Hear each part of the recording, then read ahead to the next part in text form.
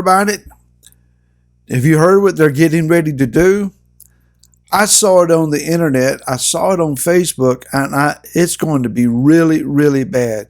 Wait till you read about this. Hi, this is Barry Phillips with 10-Minute Torah, day number 1, the Torah portion, Bahar, actually a double Torah portion, Bahar Bukukatai. So we're going to start today in the book of Vayikra, chapter 25, verse 1, and read just a little bit. Yahweh spoke to Moshe on Mount Sinai, saying, Speak to the children of Israel, and say to them, When you come into the land which I give you, then the land shall observe a Shabbat to Yahweh. 6 years you sow your field, and 6 years you prune your vineyard, and it gather its fruit. But in the 7th year the land is to have a Shabbat of rest, a Shabbat to Yahweh. Do not sow your field, and do not prune your vineyard. Do not reap what grows of its own to your harvest, and do not gather the grapes of your unpruned vine, for it is a year of rest for the land.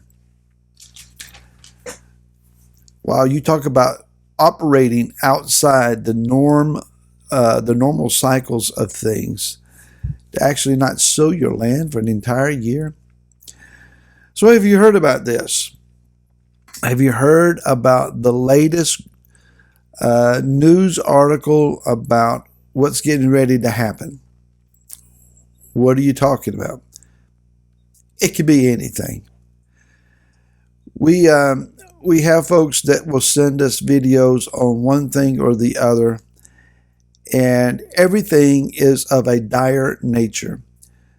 It's about the money system, or it's about the food supply, or it's about a government plot, or it's about a health organization. It's what the doctors are doing. It's what they're putting in the air. It's what they, etc., etc. And there is no doubt that there are nefarious characters and organizations and intentions the world over. Hasatan has his minions and his cohorts busy, working hard to accomplish whatever their agenda might be. The depopulation of the earth to render us down to a more controllable group, to seize all the wealth of the world, to control more of the governments of the world, to herd all the rural people over into cities and isolate us there. Is it true? Who knows? I don't know. Let's suppose it is. Let's go with the worst case scenario. And that is that the money system is going to radically change before this year's over. And it could. Or that there is going to be a default on the American economy in such a way that our money is no longer worth anything. Let's imagine that all of our food is going to become poisoned, and we're going to have to go to government-controlled centers to receive whatever allotment of food that they're willing to give us. Let's assume that all communications are going to fail, because there's going to be an electromagnetic pulse device that is released in our atmosphere, and cell phones and cars and electronics, all of that's going to fail. What would happen? Well, we'd all just die. Well, no, we're not all going to die. Listen, on the mountain, Yah is giving instructions to Moshe about how the people are to live when they come into the land. And it's outside the norm of things. Whereas other cultures are just trying to eke out an agricultural existence, offering whatever perceived sacrifices are necessary to their idols to appease them so that there will be fertility in their fields and they'll have something to eat. In this time frame, if you didn't grow it and create it through your livestock, you'd starve to death.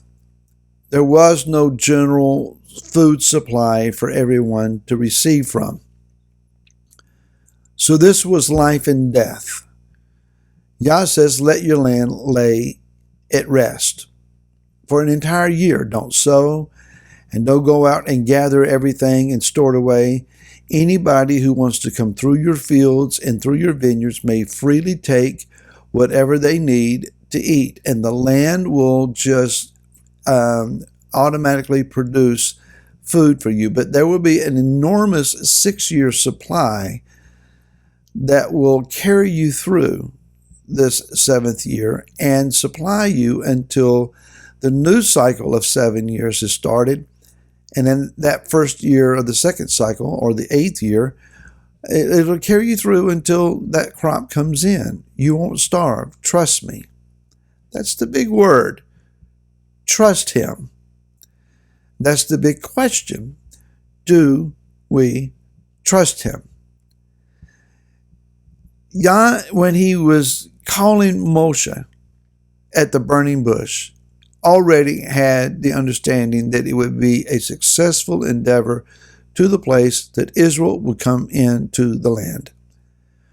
When Pharaoh was going through all of his maneuvers and aggressions against Yah and against Moshe and Aaron, and playing his political games and his power plays, Yah was not impressed because he already knew how this was going to work out.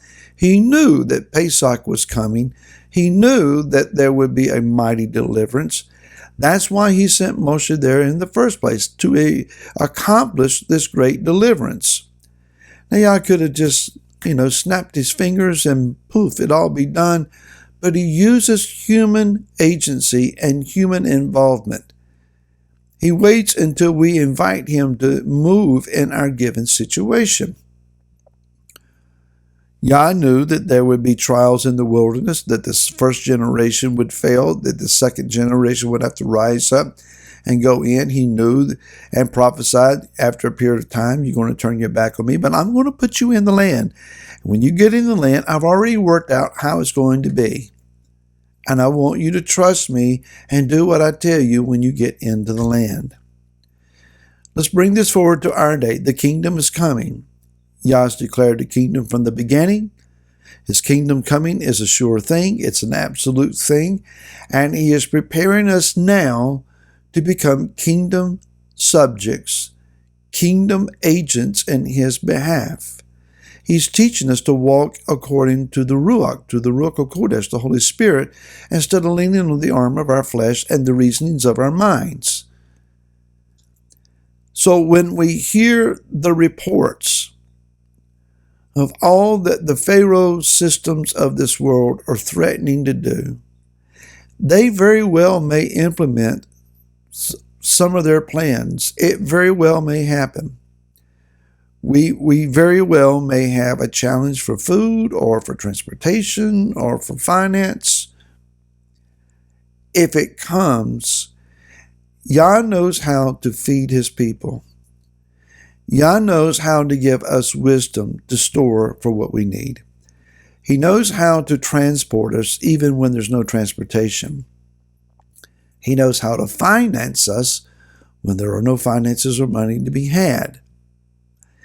He knows how to heal us from the attempts to kill us through poisons or chemtrails or whatever is out there in our environment. Our response to him should be that of, I trust you. So no, we're not hiding our heads in the sand and we're not pretending that the world is not real.